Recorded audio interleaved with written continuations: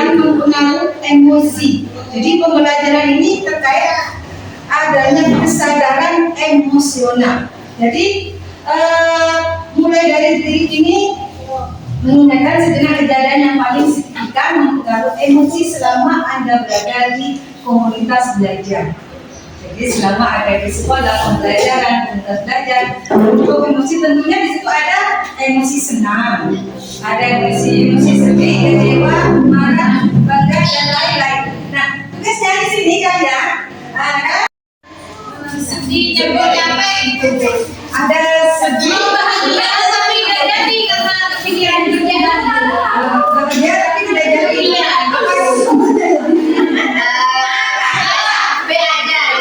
Capek. Iya.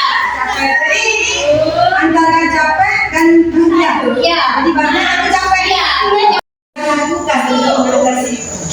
Yang saya lakukan adalah mengerjakan pekerjaan yang sedang dibebani. Ya, karena kan ini ada PR yang belum diselesaikan, Bu. Jadi akan saya selesaikan sekarang. Apa dampaknya kejadian tersebut pada diri Anda sendiri? Dengan adanya tugas yang belum dikerjakan itu, apa dampaknya?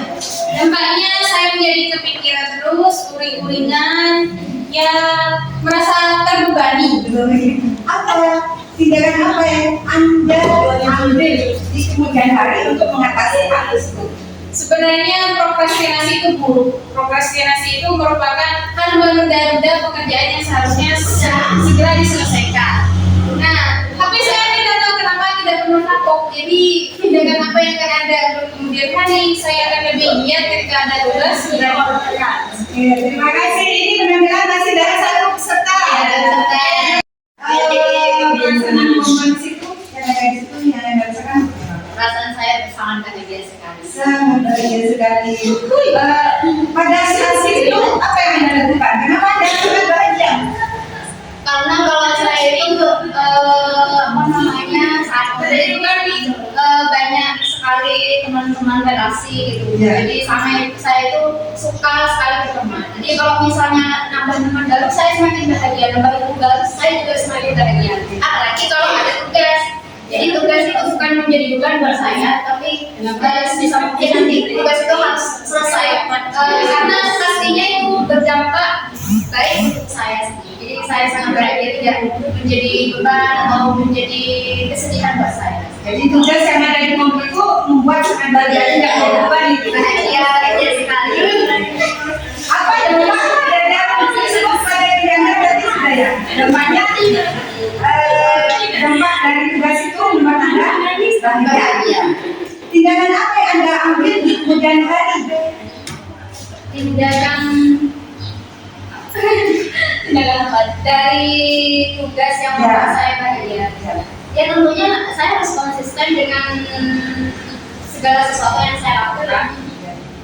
Untuk tugas itu nanti tugas yang kita lakukan itu harus tepat waktu. Bukan harus tepat waktu, maksudnya jangan dijadikan beban, jangan menjadikan sebuah tugas itu menjadi beban untuk saya. Jadi tetap konsisten seperti itu. Tetap konsisten, begitu ya. Baik, terima kasih. Penampilan yang kedua, silakan. Kalau tadi ada yang itu gambar di kertasnya. Oke, itu emotnya sedih ya, menangis ya. Bahagia dan sedih. Bahagia menangis. Menangis bahagia. Apa yang saat itu Anda rasakan? Ya jadi ini kan ada dua emosi ya.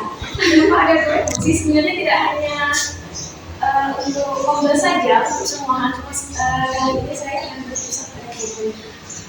Kalau sensasi atau emosi campuran ini yang pertama saat bahagia atau tersenyum itu berarti saya orangnya suka untuk bergaul pada dasarnya. Saya suka mencari pengalaman baru, saya suka diskusi, saya suka mencari sebuah sumber bacaan, saya suka berdiskusi, berdebat, tapi ya itu yang pertama. Nah, emosi yang kedua atau tidak emosi yang kedua itu menangis bukan dalam arti menangis menangis ini tidak bisa diartikan sebagai kecewaan atau kesedihan. Kecewa maksudnya bukan kecewa kepada komunitas, tetapi kepada misalkan karena saya tidak bisa maksimal aktif di komunitas tersebut. Ada beberapa hal yang menyebabkan saya tidak bisa aktif. Ini saya sebutkan di sini, tetapi saya sebenarnya bahagia. Saya senang, saya bahagia ada di sebuah komunitas.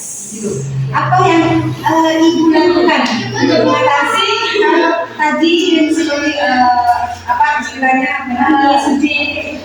Yang saya lakukan, kalau misalkan saat itu saya berada di sebuah komunitas dan sedang berlangsung, ya saya memanfaatkan dengan maksimal proses yang terjadi yang terjadi saat komunikasi